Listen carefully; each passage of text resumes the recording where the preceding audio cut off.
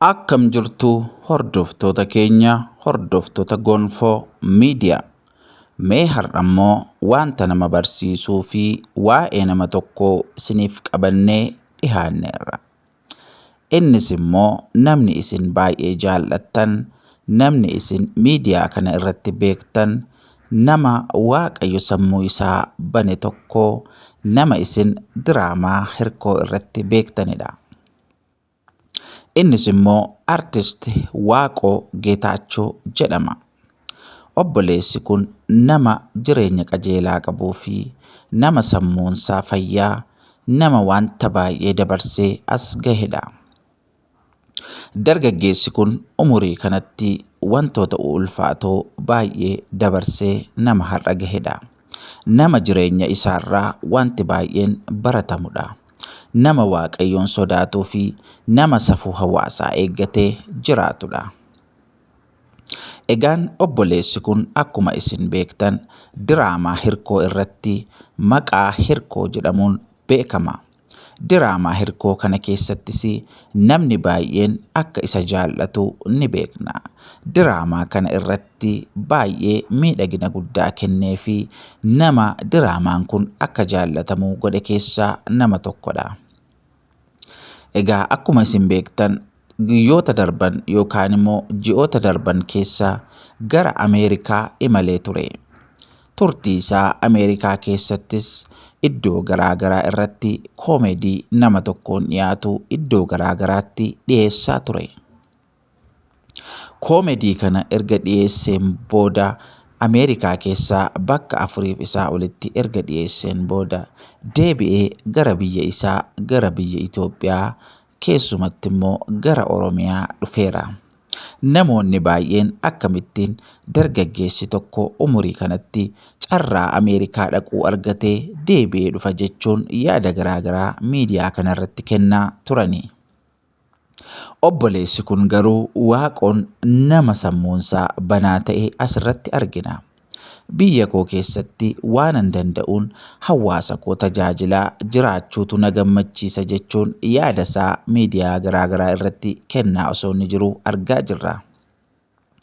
Egaan akkuma beekamu namni wanta garaansaa barbaadu, wanta yaadisaa barbaadu jiraachuu barbaada. Namooti baay'een keessumattuu dargaggoonni bara kana karaa garaagaraa biyyoota garaagaraatti badaa jiru. Inni kaan biyya Arabaatti, inni kaan biyya Iroopitti birrii gurguddaa kaffalee birrii 300,000, birrii 400,000, birrii 500,000 hanga miliyoona tokkoof wayitti kaffalee biyyoota garaagaraa imaluutti jira.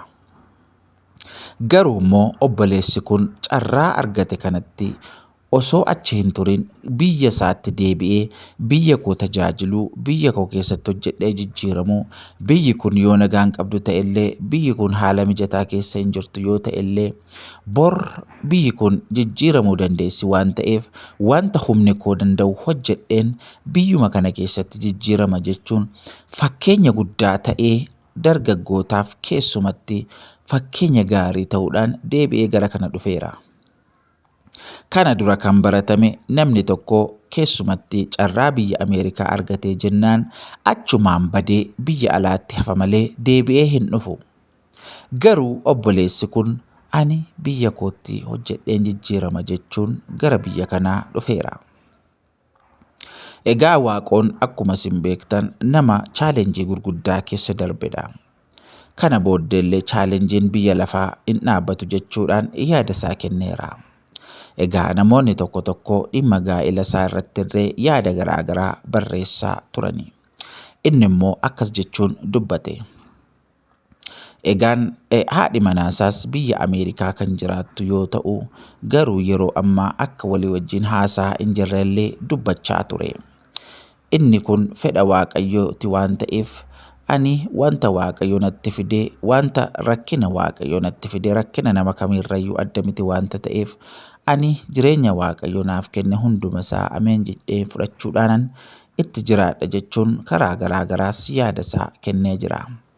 Egaa artisti Waaqoorraa maal barannaa? wanta Waaqayyo isa jiraachisee fi lafa Waaqayyo isa jiraachisu hundumaa fi yaada Waaqayyo jiraachuu akka barbaadu hubanna.